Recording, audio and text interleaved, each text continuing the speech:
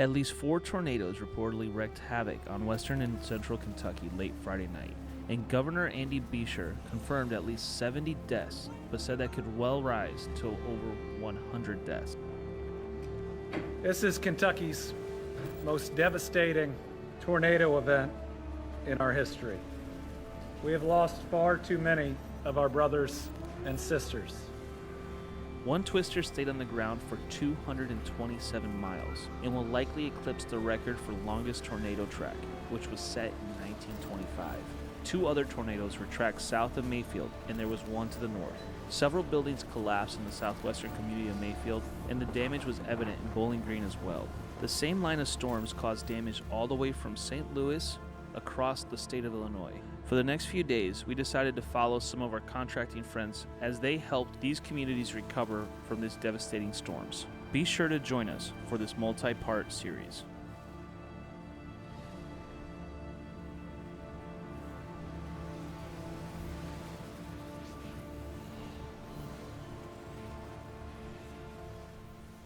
All right, so we're gonna head towards the center of town here, which according to the hail trace map we just got, that is where the tornado went through. So we're just south of town near the airport, and we're gonna head north. Show you guys what's going on down here. When I was on the phone with Derek Klein, he mentioned that he said he believed around 10 people were actually killed in this tornado. Because it came in at like 1 a.m., these are the most dangerous storms as far as fatalities go. Usually when people are asleep, they don't wake up, they don't realize that there's a tornado coming. That's when these can get really, really dangerous. And unfortunately, we're pretty saddened to learn that that's what happened here, that we definitely had some major loss of life here.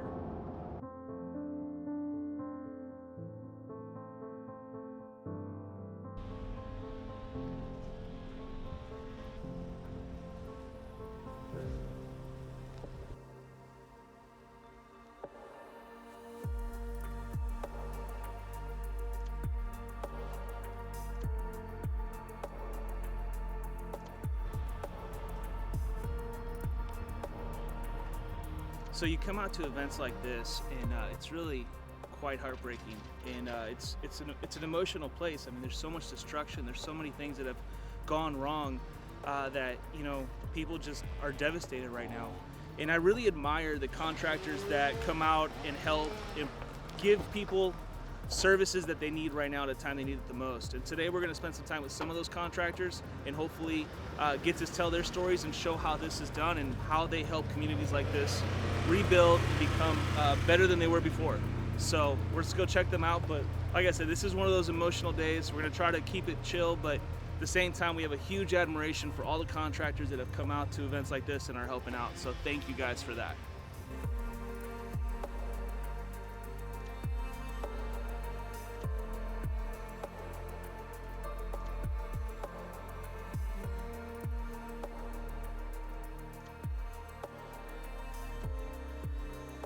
All right, so we're on our way to the airport now. We're gonna go meet up with TW Mock from TAD Recovery Services and Matt Behrens from C3 Group. They're here to go survey some properties and start some recovery missions. And I'd love to learn more about how those operations really work, especially on the high stakes game of commercial catastrophe services. So let's go see what these guys are up to. TW Mock and his son Andre own TAD Recovery Services.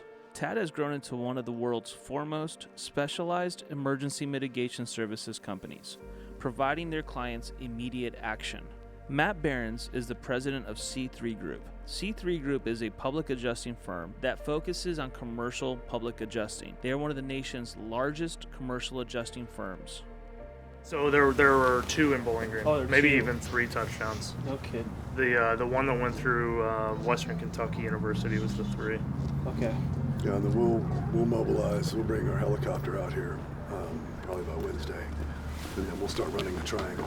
Right now, they're still doing search and rescue. Yeah. But the contractor base here, they just simply don't have the bandwidth, nor do they have the knowledge. Right. And I don't mean that in a bad way. They've not dealt with this kind of catastrophic loss. So you're seeing them, especially the ones in this city.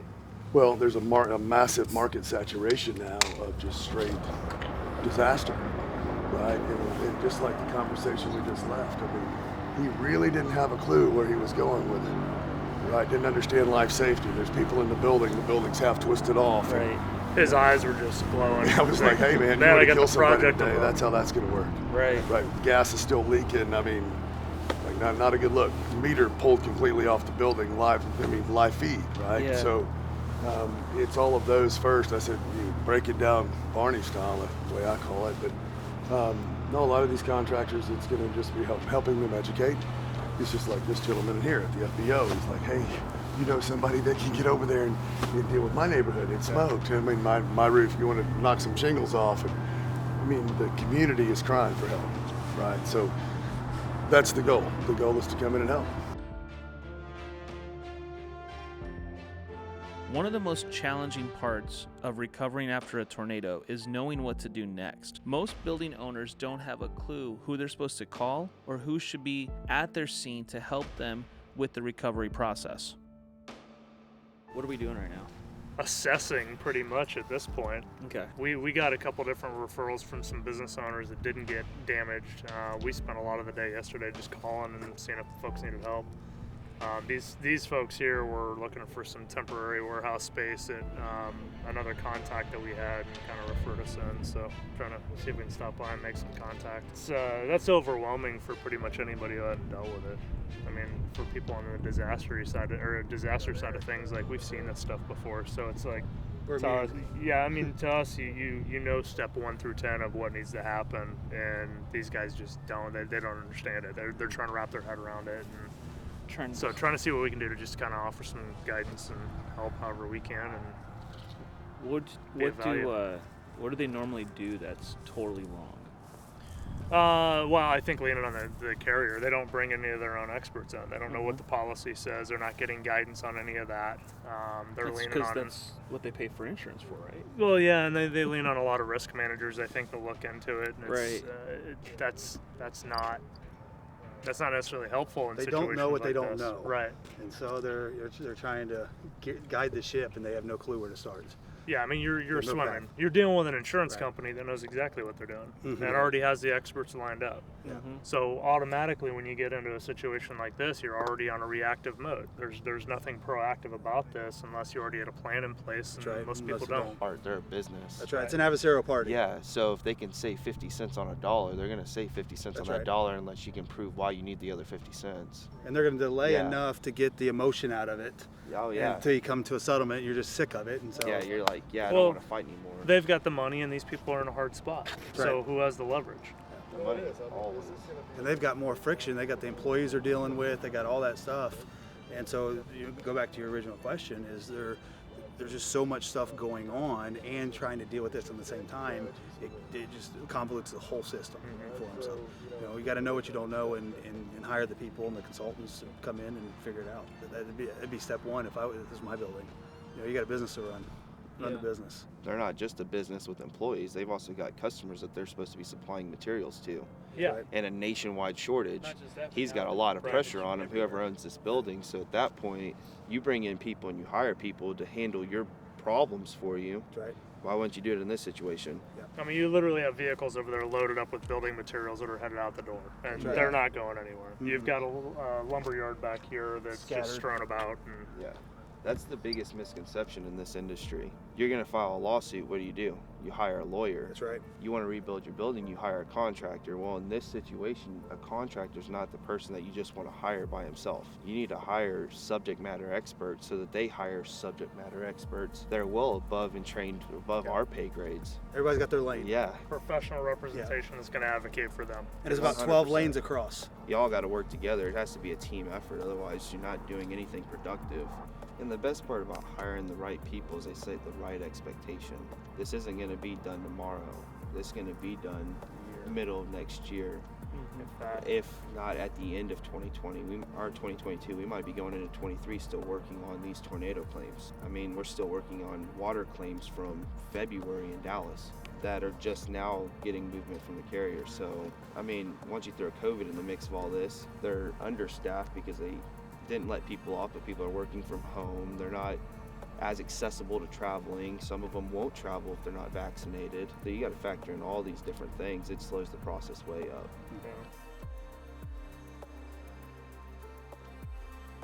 great place to stage up because you can go literally, you're moving laterally, horizontally, and you've got markets to actually go dominate in. So with horsepower like that, those are the guys that'll get out there and move things.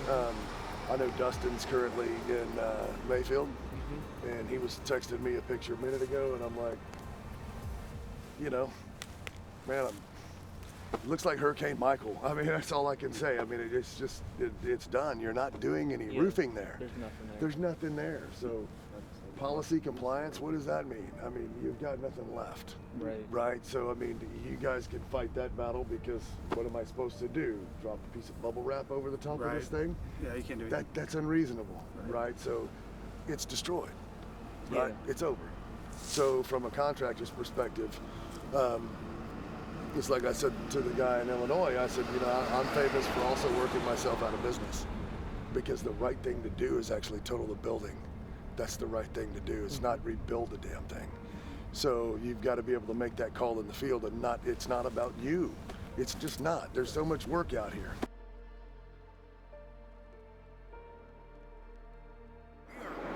We are contractors.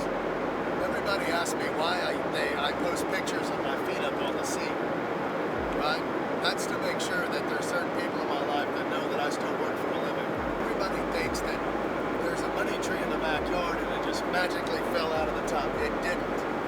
I'm out here walking jobs. I'm in the middle of it. I'll get down and dirty in the job. I'll run the damn thing. If the team needs me on the ground, I'll get in there and do it. If I gotta stay there for a month, I'll stay there. If I gotta stay there for a year, I'll stay there. I don't live in a glass house. It's not a facade. I don't care what other people think about me.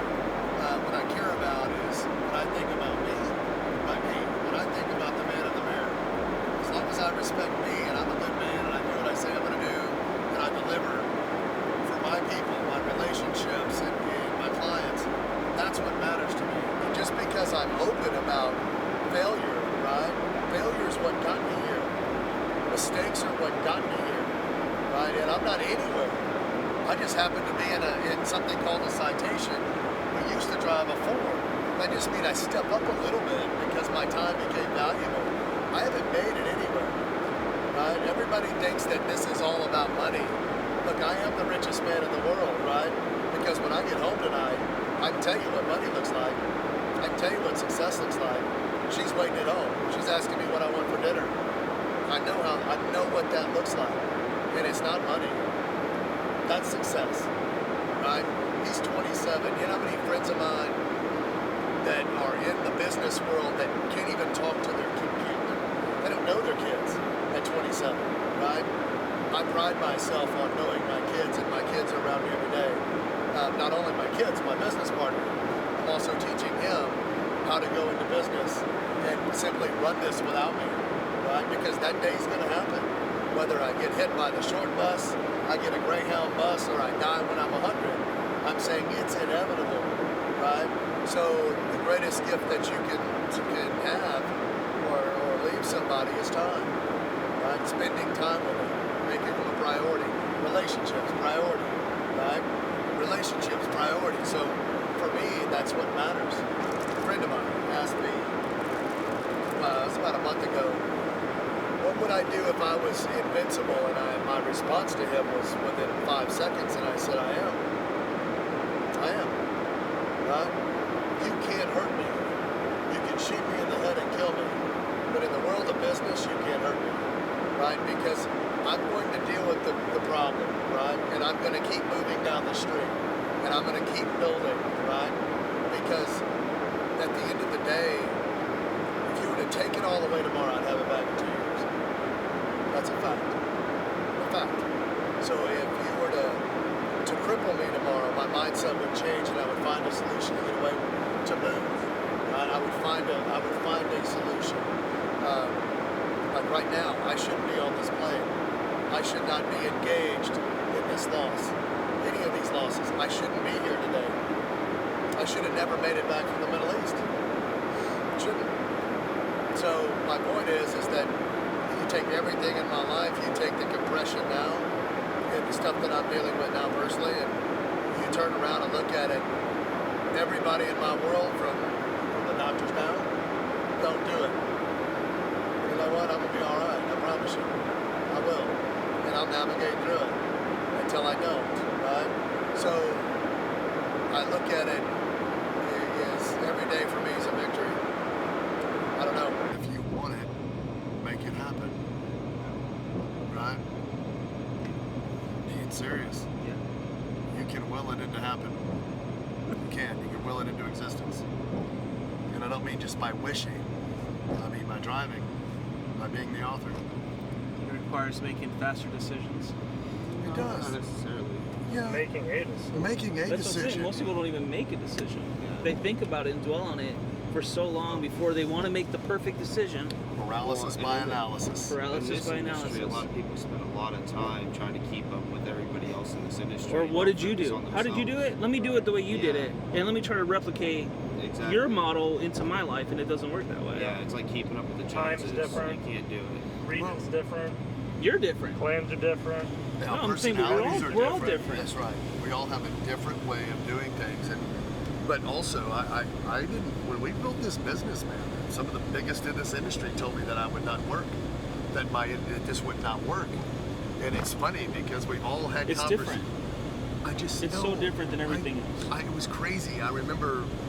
You actually pitched it to other companies I to pitched work it to for some them. gangsters. Really? Yeah. Because I didn't believe myself when I came home, right? I didn't. And I literally remember this year I actually thanked him for that. I looked at that man and I have mad respect for him and I said, I want to say thank you. And he said, for what? And I said, for telling me it wouldn't work. I said, because that's all I needed to get off my lazy ass and actually do it. That's all you needed. And he's like, what? What just happened? And he's like, look, man, kudos. But the drive lane in this is that, as long as I can stay on 2 feet, if I want it, I'll touch it. That's what it needs to be, though, for And more people. If I want to go to the moon, I'll go to the moon. If I want to, I know that about me. That's the crazy thing. I know that. I've seen myself do things that other men would not even remotely even dream of. I know that I mentally have the discipline, the power, and the strength to reach out. The first 24 to 48 hours after a catastrophe of this magnitude is critical to the recovery process. We learned that industry professionals like TW and Matt spend this time educating, assisting, and leading property owners to the right resources. Navigating this process can be overwhelming for many property owners. So the work that recovery and restoration professionals do during this point is pivotal. We look forward to continuing this series and learning more about how this process unfolds. Stay tuned for the next part of this special American Contractor Show series.